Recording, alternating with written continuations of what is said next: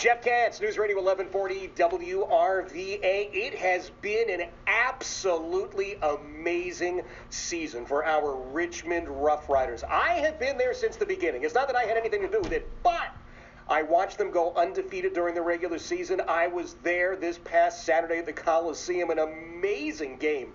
And I am so thrilled to say that the Richmond Roughriders wind up on top and as the champions of Arena Pro Football. Gregg Fornario is the man who brought the Roughriders to town, the owner, the operator of the team. Gregg, thank you so much for being here. I am so excited to be here. I'm still on cloud nine from this past Saturday night. It's amazing. It is absolutely, man. Did you honestly have any idea when you were first putting this team together that you were going to go undefeated in the regular season and then actually wind up as the Arena Pro Football champions? I don't think anybody can ever think they're going to go undefeated, not even your New England Patriots.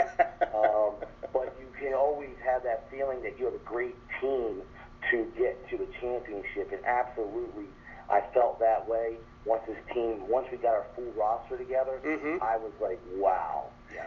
It's going to be very difficult to to really, beat us. So we're going to have, but undefeated, no. To go undefeated and win the championship, wow. I mean, this is amazing. It's amazing. Let's talk a little bit about the opposition, because it seems like during the regular season and obviously in the championship game this past Saturday, the Florida Tarpons, if any team in the league was going to do it, boy, they seem to have our number quite a few times, huh? I'm going to tell you like this, Jeff. The Florida Tarpons are a very well, they are a very respected team in arena leagues. They've been around for about a dozen years. They have 3 championships. But the quarterback that we had to face, not once but twice, by the name of Chris Wallace, is arena quarterback legend. He won multiple rings in the AFL and then in all other leagues as well. So for us to be able to beat him twice and the Florida Tarpons twice is an accomplishment in itself. And no doubt they came the second time hungry, and I believe Chris Wallace had 10 TDs and just that one interception at the end of the game that sealed up for us. I mean, so they came ready to play, and but we were prepared as well. There's no question about it. Our team, by the way, the standout, I don't know if we picked anybody yet, did we?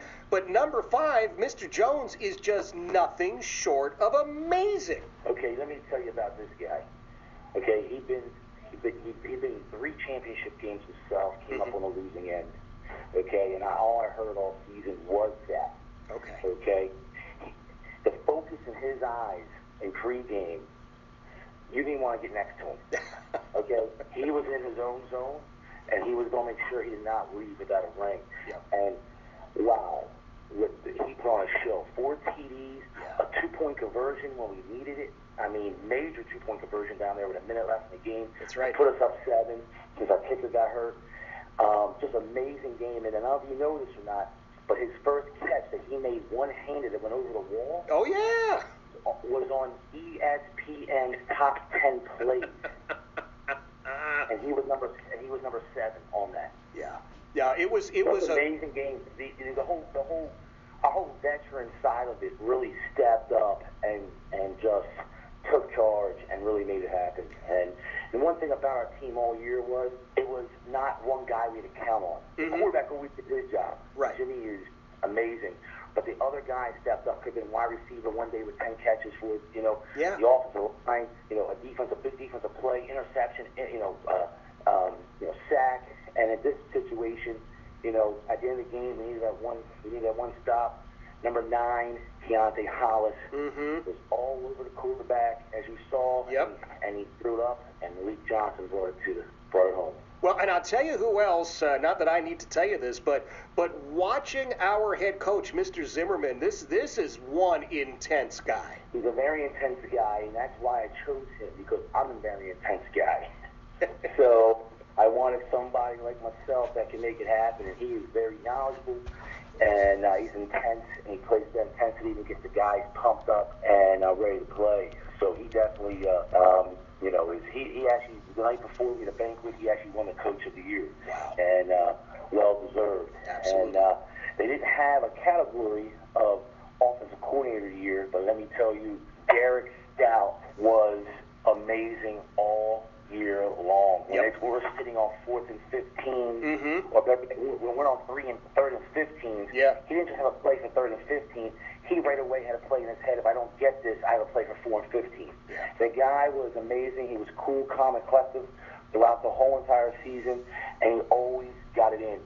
And as you know, you came to the game. Sure our did. kicker got hurt. Yeah. And being a game that was going back and forth, it was going to be decided by the kicker, who misses the extra points, who misses the unos. Yeah. And when our kicker got hurt, we all kind of were like, oh, man, what are we going to do? We really had no one else who can kick. Right. But he drew up enough plays to make sure we got in that end zone and got the 2-point conversions, which was key. And by us making those, I think, 3 or 4 2-point conversions, that won us the game. Absolutely. Absolutely. Now, listen, Gregg, I want people to demonstrate their support. Obviously, I've been talking about it all season, trying to have folks come to the Coliseum and get their Richmond Roughriders swag. But I'd imagine now that you are indeed the Arena Pro Football champions, there'll probably be a whole new line of shirts and merchandise, right? Yes. So at this point, everything, from here, the all season, we have to you have to buy us online. Obviously, we have no physical spot to get it. So the RichmondRoughriders.com, there will be a link there for fan gear. And in about another week or so, we're going to be having our championship T-shirts and hats. And then throughout the season, as season changes, we'll have different things such as jackets, wool caps, just things, scarves, just the stuff throughout the season to keep up, to get that apparel going. Absolutely. So that's RichmondRoughriders.com, RichmondRoughriders.com. Folks can go there. By the way, now that we have finished the inaugural season, undefeated and the champion of the league as well, let's talk about season number 2. What are we thinking? Okay, so we're going to work hard on the off season, and we're going to make sure that we got to find out who can we get back, who's coming back. Yeah. Being a great team that we are, some of these guys are actually going to move up to another level. Yeah. And that's great, and I wish them luck for that. So we're going to see who we can possibly keep, come back, do our homework, but we'll make sure that if we lose a stud, we're going to get another stud. Okay. And then we're going to go from there. So, and then, league-wise, we always like to see what's best for the team as well as the city. Sure. And we're going to, keep our options open and go from there. But the league that we're in now, right, they're actually merging with another league. They're going to call it the AAL. Okay. It's all, new, so to speak. So we're going to hear what they have to say about that league. Okay. As well as, talk, see what's best for everybody. But we're going to make sure that we are competitive in any league that we're in. I love it. I love it. And the trophy was lovely. I didn't get close enough to see it. Did you put it on a chain to wear around your neck? That would break my neck. So we're actually going to keep that trophy. Okay. Also with a jersey and 2 pom-poms from the lovely dance team in the trophy case in the clubhouse lounge at the Coliseum. I love it. I love it. That's exactly where it belongs. That's a class act, Gregg. But I expect nothing less from you. Thank you. Yeah. So we are thrilled, and we're still on cloud 9. Everybody's still on cloud 9. I can imagine. I can imagine. Now, not to push the issue here, but the last time we spoke, I did mention the championship ring size was number 10. When do we expect these in? So that's what we're looking at now. We're actually just going to contact my jeweler here and see what we can do, and see what the appropriate way of doing things.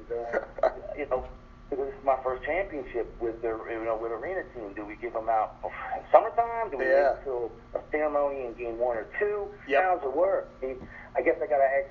You're a Patriot fan. I mean, they get them out every year. So when they get them? Yeah, at this point, you know what? I think they just drop them in the mail. And I don't know if you heard, Tom Brady's actually having a 6th finger attached to his right hand so that he can have his next ring next year. But man, that's funny. We'll get to those problems when we got them. Gregg, I say from the bottom of my heart, number one, thank you for allowing me to be a little part of this, just talking with you every week and talking about how great the games are and what the players are like, and I just am so happy for you and the entire team. What an exciting season, an exciting game, and congratulations again on this major championship. Thank you very much, and thank you for allowing us to be heard on your radio. It means a lot to us, and we came in late. We really started this whole journey in January. Yeah. So we're actually looking forward to having that off season Yep. and being more involved in the community.